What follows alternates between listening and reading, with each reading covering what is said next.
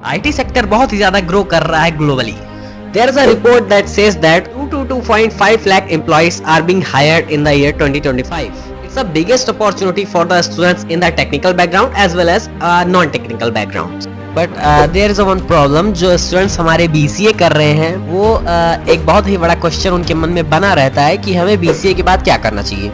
Should we go for MCA या फिर हमें कहीं से जॉब्स करनी चाहिए। अगर किसी को 10,000 की जॉब मिल रही है तो फिर वो कई बार कर भी लेते हैं और कुछ बच्चे होते हैं नहीं करते, वो कहते हैं नहीं मुझे पहले MCA करना है। तो देखो लोग क्या सोच के MCA करते हैं, यही सोच के MCA करते हैं कि अगर हम BCA प्लस MCA हमारे पास दोनों रहेगा तो फिर हमें अच्छी नौकरी मिलेगी। मतलब हम कह सकते हैं कि हमें अच्छा पैकेज मिलेगा इन कंपेयर टू सिर्फ BCA की डिग्री। तो देखो सबसे पहले तो ये सिर्फ एक मिथ है भाई, इसमें कोई सच्चाई नहीं है। अगर तुम BCA करके जॉब पा रहे हो भाई, अगर तुम्हें 10,000 7,000 5,000 भाई कितने भी पैसे की जॉब अगर तुम्हें मिल रही है और तुम अगर वो जॉब कर रहे हो और तुम 2 साल तक रेगुलरली जॉब कर रहे हो, समझ रहे हो, BCA के बाद तुमने 2 साल रेगुलरली जॉब करी और डिस्टेंस लगा के तुमने MCA किया, तो इससे क्या होगा, इससे तुम्हारी 2 साल की क्या बोलते हैं एक्सपीरियंस भी तुम्हें हो जाएगा और तुम्हारे पास MCA की डिग्री भी आ जाएगी, बस डिस्टेंस लगा के होगी, तो उससे कोई फर्क नहीं पड़ने वाला है। तो अगर तुम जॉब्स के लिए जा रहे हो तो फिर तुम्हारे पास 2 साल का एक्सपीरियंस रहेगा।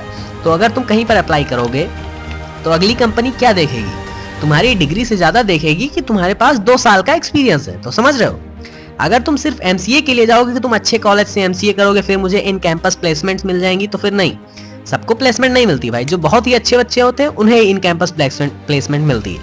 तो अगर तुम सोच रहे हो कि मुझे ऐसे प्लेसमेंट मिल जाएगी, तो नहीं, जो हमारा करेक्ट वे है भाई वो यही है कि तुम BCA के बाद जॉब्स ढूंढो। अगर तुम्हें जॉब्स नहीं मिल रही बाई चांस, तब तुम्हारी मजबूरी है, तब तुम्हें MCA करना ही करना है, क्योंकि अगर तुम्हें जॉब्स नहीं मिल रही तब तुम्हें करना ही पड़ेगा भाई। लेकिन अगर तुम्हें जॉब्स मिल रही है, तुम अप्लाई कर रहे हो, तुमने इंटरव्यू दिया, अगर तुम्हारा सिलेक्शन हुआ है तो भाई 110% करेक्ट चॉइस यही है कि तुम जॉब करो। तुम 2 साल का एक्सपीरियंस और प्लस BCA ही अगर सिर्फ करके जाओगे तो फिर तुम्हें उससे ज्यादा पैकेज मिलेगा in compare to BCA plus MCA with no experience. समझ रहे हो, तो बस यही था ये सारा मिथ, और फालतू की चीजों पर ध्यान मत दो भाई। जो लोग कहते हैं कि BCA प्लस MCA अगर तुम अच्छे कॉलेज से कर रहे हो तो फिर तुम्हें अच्छा पैकेज मिलेगा या फिर ऐसा वैसा, भाई क्या गारंटी है।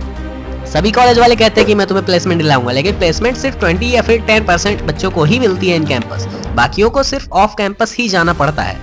तो बस तुम BCA करो, उसके बाद फिर तुम हो सके जितना हो सके तुम जॉब ढूंढो। अगर तुम्हें जॉब मिल जा रही है तो तुम जॉब करो और साथ में तुम डिस्टेंस लगा के MCA भी कर सकते हो।